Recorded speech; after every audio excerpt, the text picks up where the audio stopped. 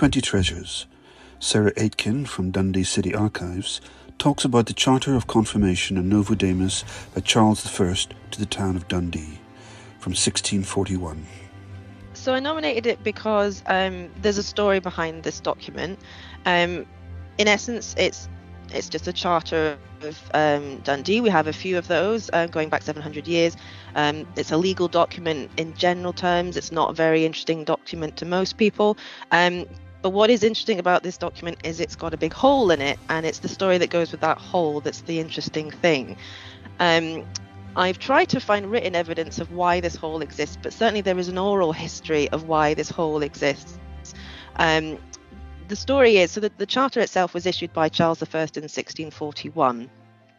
And it grants Dundee its own sheriff. It makes it able to tax wine that's sold within the borough. It gives itself its own way station for trade, and it allows it to collect money for the poor and for supporting the church within the borough. And then 10 years later, obviously Charles I has now been deposed as king and has had his head chopped off. And in 1651, the parliamentarians have laid siege to Dundee. And after quite a ferocious battle and a short siege, they overtake the town. For safekeeping, many of the town's governors have retreated to the steeple, which still exists in Dundee, and many people will know it well. And they also take their charter chest, as they call it. So that contains all the important documents, including this charter, which at the time was only 10 years old.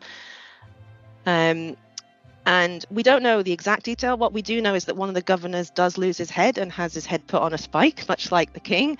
And the story goes that the soldiers, upon finding this charter with Charles's name on it, and probably his seal, they took it from the charter chest and also put it on a spike and marched it through the town. So this is the story about where this hole comes from. Certainly, if you look at the hole, it's not a hole that's come from damage through folding the document. It's not a hole that's possibly just come through wear and tear. It certainly is quite jagged. It looks like something has been put through the document, so it kind of makes sense.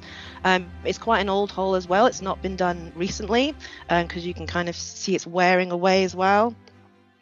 So certainly it's an interesting story. We don't know if it's true. But it gives a bit more interest to this document. As I say, most people find a bit bland and boring, but there's this idea that the document itself shows the history of the town, not just the words that are on it. Yeah, so the document, I think it's actually the largest physical charter that we have for the city. It's about, I think it's about 70 centimetres, almost square, so it's quite large. It reaffirms the previous charters that were issued to the city. So going back to the one which no longer exists from, we think, 1191, and also the one issued by Robert the Bruce in 1327, and various ones by subsequent monarchs. So that just reaffirms the rights of the Borough of Dundee under the United Crowns. So that was the first charter after the 1603 merger of the crowns. So it does give Dundee its own sheriff. So previously it would have been under the Forfarshire, or Angus as we now call it, sheriff. So that highlights the importance of the town at this time. It also allowed the borough to charge £4 on a ton of wine, which was quite a big deal because a lot of wine was drunk in Dundee at the time. That's roughly, I worked out, is the modern equivalent would be 50 pence on a bottle of wine. So in modern day standards, it's not a lot because you pay about £3 or so. I think it might have changed since I looked that up, but that's what they were doing with that. Yeah, so it allowed there was so much trade in Dundee that they had to establish their own wayhouse. The marked contrast then with what happened just 10 years later. So after the siege, the town was pretty much destroyed. The harbour was destroyed, so there was no ports really to take in the trade. And it took about 100 years for the town to recover.